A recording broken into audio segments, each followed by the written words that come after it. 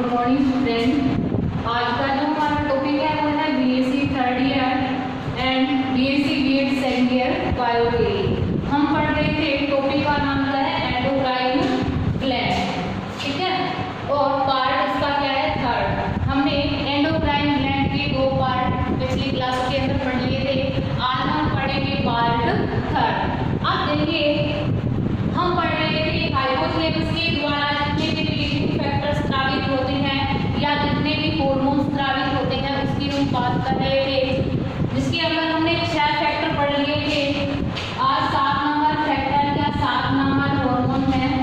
ऐसे इस प्रकार से नेक्स्ट बनाएगी Nemo neuro hormone, Nemo neuro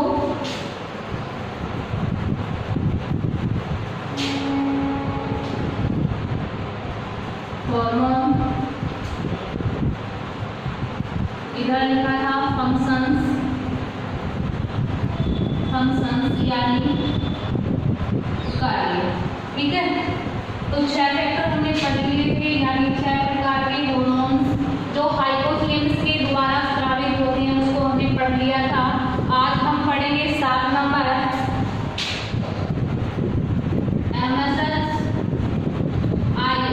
इसकी फुल फॉर्म क्या होगी, मेलेनोसाइट, मेलेनोसाइट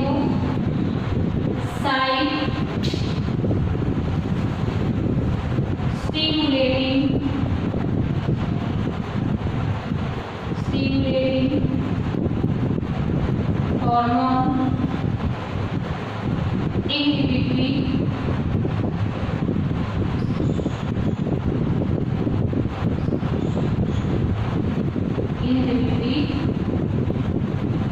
हार्मोन। 7 नंबर जो अपना न्यूरो हार्मोन्स है वो कौन सा है, एमएसएच आईएच यानी melanocyte stimulating hormone, inhibitory hormone. ये जो हार्मोन होता है वो एमएसएच मेलेनोसाइट स्टिमुलेटिंग हार्मोन के स्रावन का क्या करता है, विरोध करता है। तो इसका फंक्शन क्या हो गया, इसका फंक्शन एमएसएच आईएच का फंक्शन क्या हो गया, एमएसएच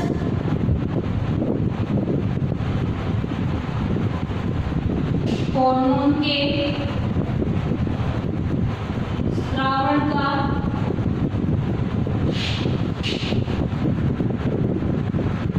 संगमन, ठीक है।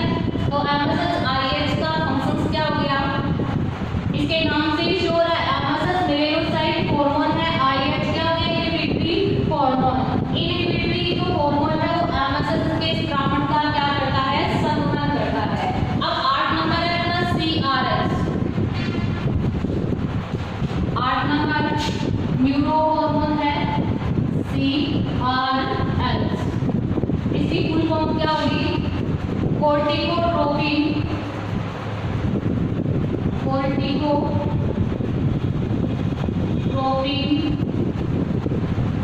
रिलीजिंग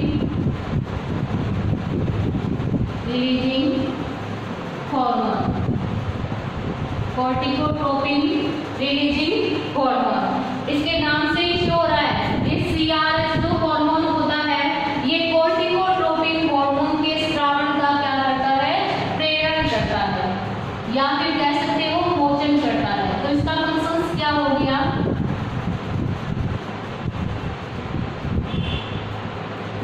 कोर्टिकोट्रोपिन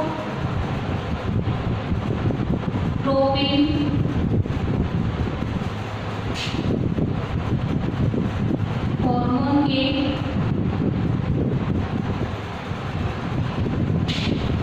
मोचन का प्रेरण, मोचन का प्रेरण। कहने का मीन ये है कि सीआरएच यानी कोर्टिकोट्रोपिन रिलीजिंग जो हार्मोन होता है वो कोर्टिकोट्रोपिन हार्मोन के स्रावन को क्या करता है, प्रेरित करता है। अगला है अपना एलएचआरएच, 9 नंबर अपना एलएचआरएच। इसकी फुल फॉर्म क्या होगी, luteinising, luteinizing hormone releasing hormone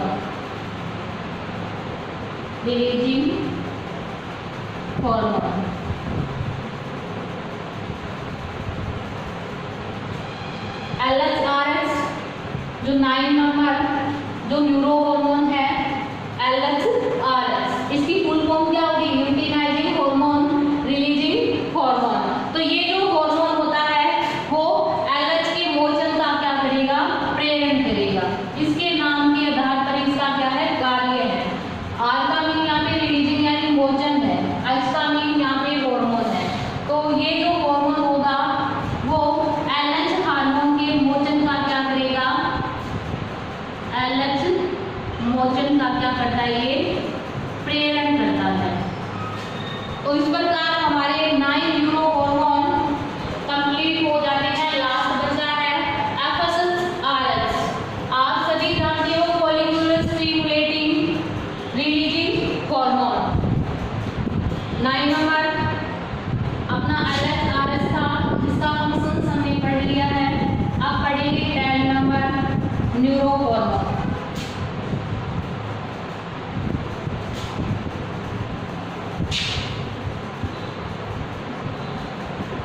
पहला है FSH-RH। FSH-RH की फुल फॉर्म क्या होगी? फॉलिकुलर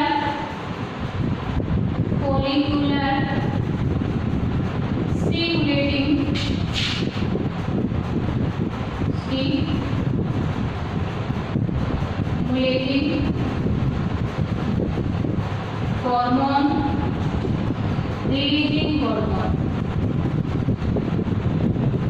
रिलीजिंग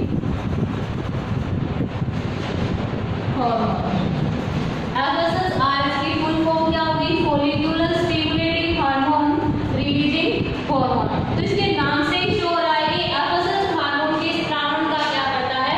उत्तेजन करता है।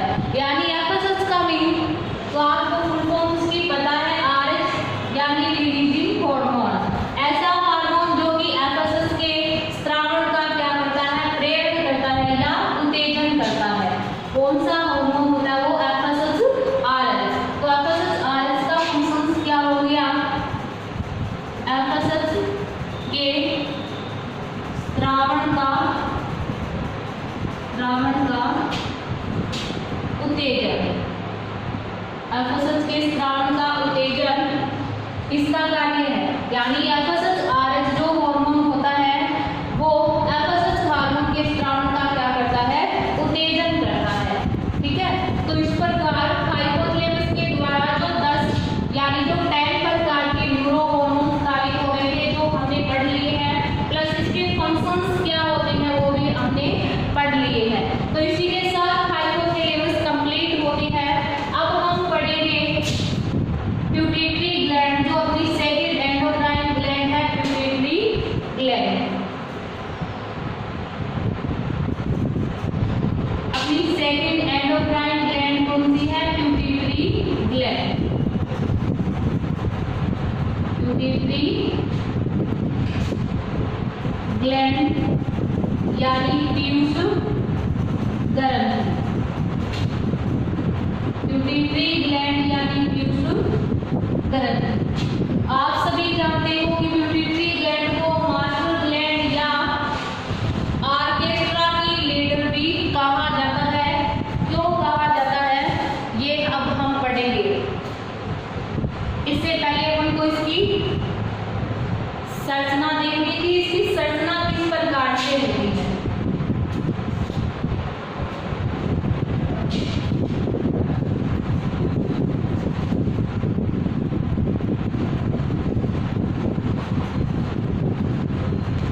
तो देखिए पिट्यूटरी ग्लैंड होती है, आप सभी जानते हो कि हमारे अंदर या हमारे क्या स्कल यानी कपाल सभी के अंदर पाया जाता है और उसके अंदर एक स्फीनोइड अस्थि होती है जिस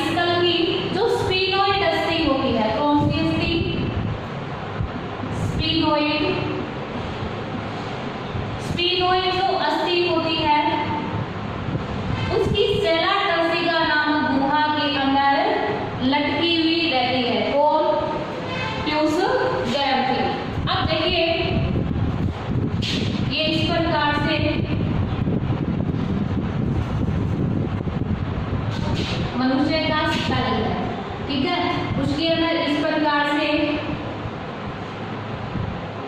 एक स्फीनोइड कोन है, उसके अंदर इस प्रकार से कैविटी लाइक स्ट्रक्चर होती है, जिसको क्या नाम देते हैं, स्फीनोइड कोन।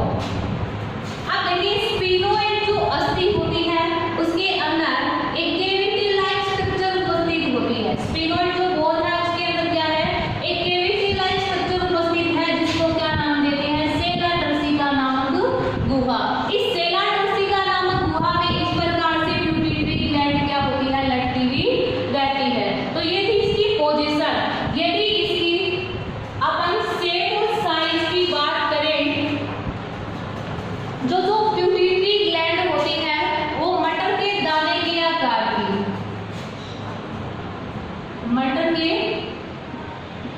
दाने के आकार की लाइट पिंक कलर की अपन को दिखाई देती है। पीयूष ग्रंथि होती है वो मटर के दाने के समान हल्के गुलाबी रंग की अपन को क्या देती है, दिखाई देती है। अब देखिए वयस्क मनुष्य के अंदर, वयस्क जो मनुष्य होता है उसके अंदर इसका भार होता है वो लगभग 500 मिलीग्राम माना गया है। कितना माना गया है, 500 मिलीग्राम माना गया है। जो ध्यान में रखना कि वयस्क मनुष्य उसके अंदर प्यूबिटरी ग्लैंड का जो भार है वो लगभग 500 मिलीग्राम माना गया है। अब देखिए जो प्यूबिटरी जो ग्लैंड होती है यानी जो पीयूष ग्रंथि होती है, ये हमारी देह की समाकलन स्थिति को बनाए हुए रखती है। इसकी स्थिति को, देह की यानी हमारे शरीर की समाकलन स्थिति को बनाए रखती है। इस प्रकार इसकी इस कार्यात्मक स्थिति को देखते हुए विसेलियस नामक एक वैज्ञानिक था, विसेलियस नामक एक वैज्ञानिक था, जिन्होंने इस प्यूबिटरी ग्लैंड की कार्यात्मक स्थिति को देखते हुए इसे ऑर्केस्ट्रा की लीडर या मास्टर ग्लैंड कहा।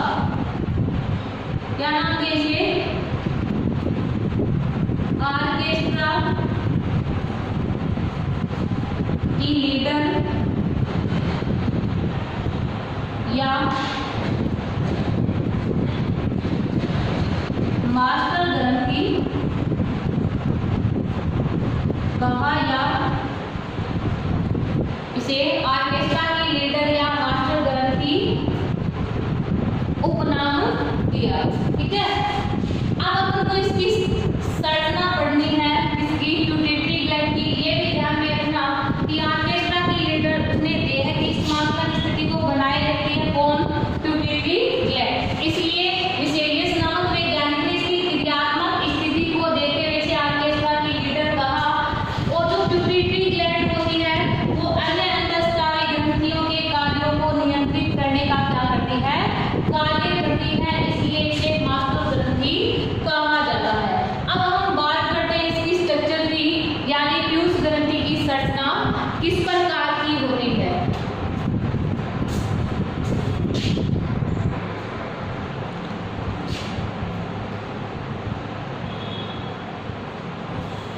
आगे हम बात करते हैं स्ट्रक्चर ऑफ प्यूबिटरी ग्लैंड। अगला नेक्स्ट पॉइंट है अपना स्ट्रक्चर ऑफ प्यूबिटरी ग्लैंड।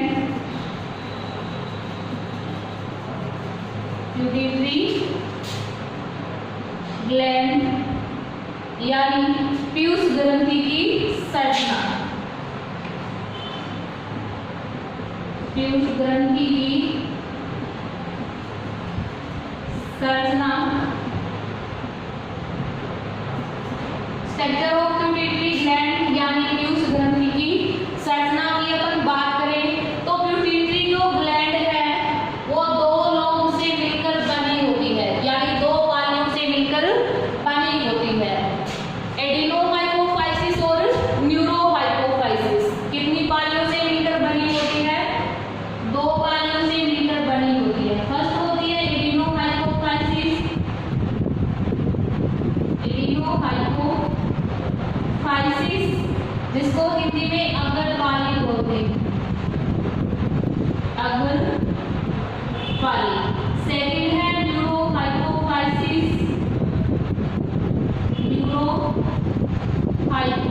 फाइसिस,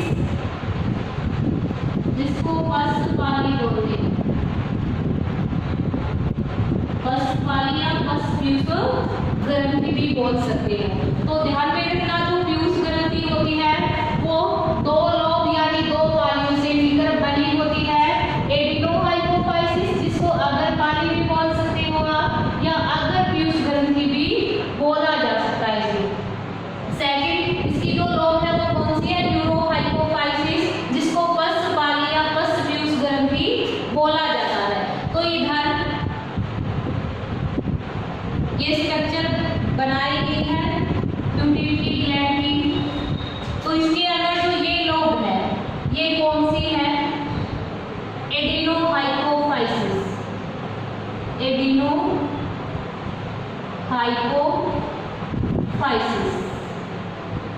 ठीक है। ये कौन सी है? न्यूरोहाइपोफाइसिस, न्यूरोहाइपोफाइसिस,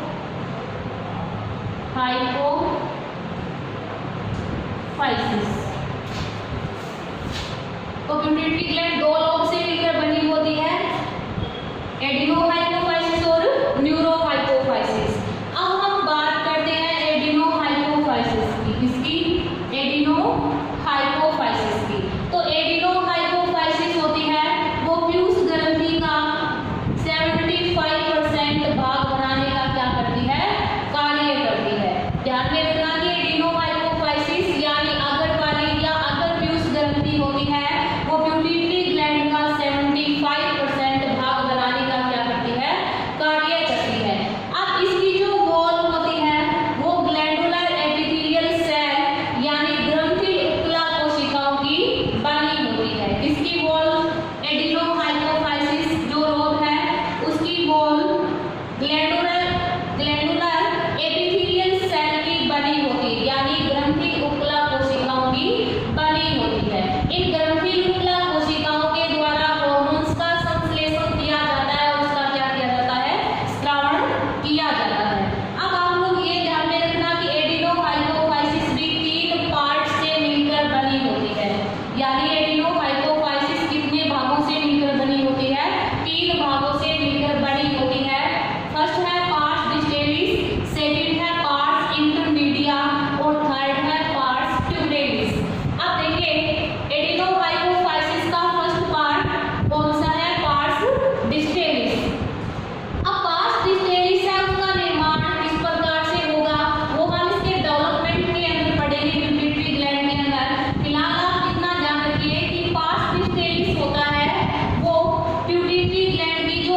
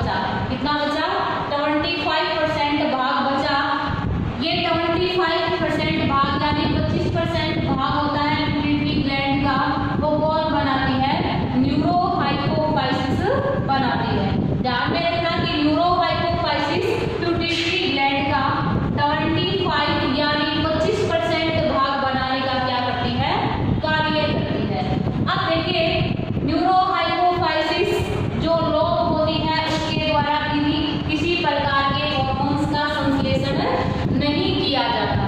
ठीक है, ये क्या करती है, इधर हाइपोथैलेमस उपस्थित होती है। ये मान लीजिए यहाँ पे क्या है, हाइपोथैलेमस,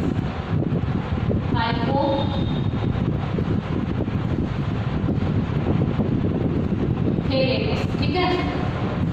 अब ये हाइपोथैलेमस होती है, इसके अंदर न्यूरोसेक्रेटरी सेल के क्या पाए जाते हैं, उसके पाए जाते हैं। वैसे मैंने इसके अंदर दो न्यूक्लियाई हमको देखने को मिलती है, एक तो होती है पैरावेंट्रिकुलर न्यूक्लियाई, एक होती है पेरीवेंट्रिकुलर न्यूक्लियाई, जो कि ऑक्सीटोसिन और एडीएच हार्मोन का क्या करती है, संश्लेषण करती है। अब आप सभी को दिखाई दे रहा है कि जो पश्चव्यूह ग्रंथि होती है यानी न्यूरोहाइपोफाइसिस है, वो डायरेक्ट जुड़ी है किसके साथ, हाइपोथैलेमस के साथ। अब हाइपोथैलेमस ने हार्मोनों का संश्लेषण कर दिया, करने के बाद इसको हाइपोफिशियल टी वाहिका तंत्र के द्वारा या फिर इस हाइपोथैलेमस के द्वारा इन हार्मोनों को किसमें पहुंचा दिया जाता है, न्यूरोहाइपोफाइसिस लोब के अंदर पहुंचा दिया जाता है। अब न्यूरोहाइपोफाइसिस जो लोब होती है यानी जो पश्चव्यूह ग्रंथि होती है, वो क्या करती है, इन हाइपोथैलेमस के द्वारा जो हार्मोन स्रावित किए जाते हैं उनका क्या करती है, स्टोर करके रखती है और आवश्यकता पड़ने पर इन हार्मोनों का क्या करती है, स्रावण करती है।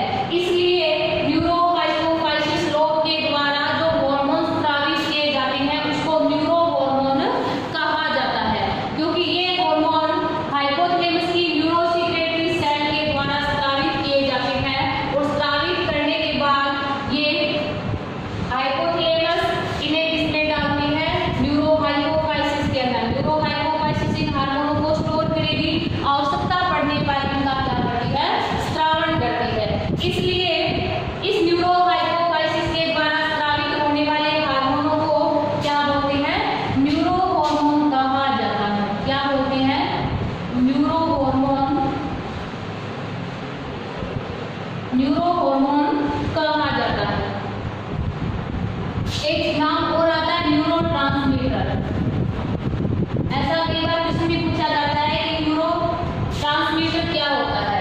जो न्यूरोसेक्रेटरी सेल होती है या तंत्रिका स्रावी कोशिकाओं के द्वारा या तंत्रिका सेल के द्वारा जो रासायनिक पदार्थ स्रावित किया जाता है उसको न्यूरोट्रांसमीटर कहा जाता है। अब देखिए, अपन न्यूरोहाइपोफाइसिस यानी पश्चव्यूह ग्रंथि पढ़ रहे थे, तो पश्चव्यूह ग्रंथि भी तीन भागों से मिलकर बनी होती है। पहला पार्ट है इसका पार्स नर्वोसा। अब देखिए, पार्स नर्वोसा होता है न्यूरोहाइपोफाइसिस का मेन पार्ट होता है और इसका अधिकांश भाग बनाने का क्या करता है, कार्य करता है। अब बात करते हैं इन्फंडिबुलम। इन्फंडिबुलम क्या होती है, एक वरंत लाइक स्ट्रक्चर होती है। वरंत आप सभी जानते हो यानी स्टाक लाइक स्ट्रक्चर होती है, जिसको क्या बोलते हैं, इन्फंडिबुलम। वरंत लाइक स्ट्रक्चर को क्या बोलते हैं, इन्फंडिबुलम। इस इन्फंडिबुलम के द्वारा जो प्यूटिटरी ग्लैंड होती है वो हाइपोथैलेमस के साथ जुड़ी हुई रहती है। ध्यान में रखना कि वरंत लाइक जो स्ट्रक्चर है उसको क्या बोलते हैं, इन्फंडिबुलम कहा जाता है। इस इन्फंडिबुलम के द्वारा जो प्यूटिटरी ग्लैंड होती है वो हाइपोथैलेमस के साथ क्या होती है, जुड़ी हुई रहती है। अब यहाँ पे इस प्रकार से ये जो संरचना बना रखी है उसको बोलते हैं मीडियन एमिनेंस। इस इन्फंडिबुलम के ऊपर की ओर कुछ फुला हुआ पार्ट अपन को फुला हुआ पार्ट अपन को दिखाई देता है, जिसको मीडियन एमिनेंस कहा जाता है। अब ये थी प्यूटिटरी ग्लैंड की स्ट्रक्चर। प्यूटिटरी ग्लैंड की स्ट्रक्चर जो अपन ने पढ़ ली है।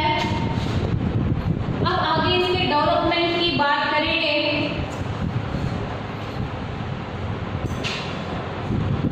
पर उससे पहले आप ये भी ध्यान में रखना कि प्यूटिटरी ग्लैंड को हाइपोथैलेमी हाइपोफिशियल ग्रंथि भी कहा जाता है। क्या बोलते हैं इसको, प्यूटिटरी ग्लैंड को।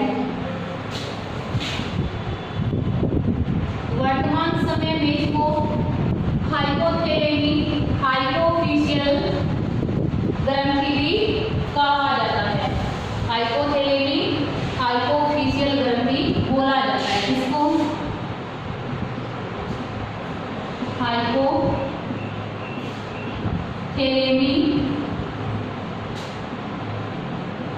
हाइपोफिशियल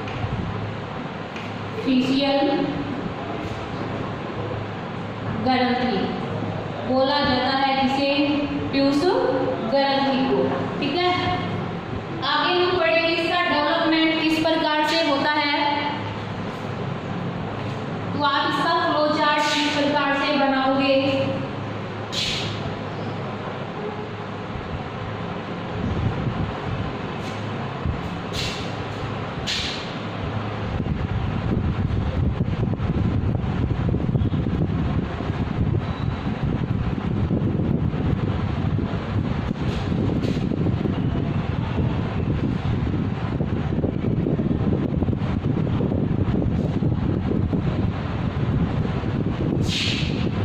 ये है एडिनोहाइपोफाइसिस, एडिनोहाइपोफाइसिस। ये है न्यूरोहाइपोफाइसिस, न्यूरोहाइपोफाइसिस।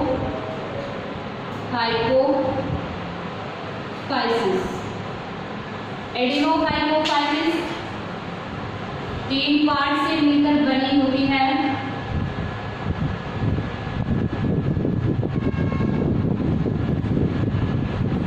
वो 3 पार्ट कौन कौन से हैं वो देखिए। पार्स डिस्टेलिस फर्स्ट पार्ट है इसका। सेकंड था पार्स इंटरमीडिया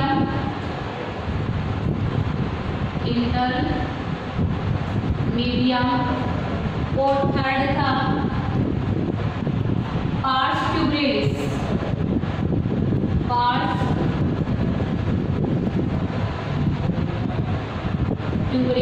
ठीक है, फ्लो चार्ट बनाना है आपको। पिट्यूटरी ग्लैंड का, पिट्यूटरी ग्लैंड 2 लोब से मिलकर बनी होती है, एडिनोहाइपोफाइसिस, न्यूरोहाइपोफाइसिस।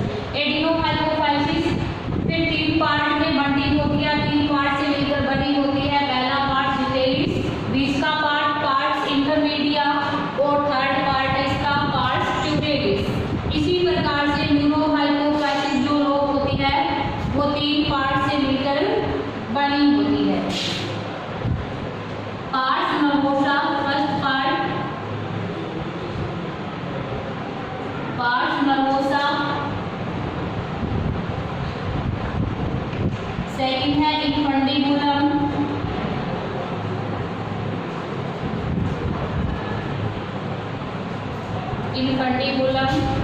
और थर्ड है एमिनेंस।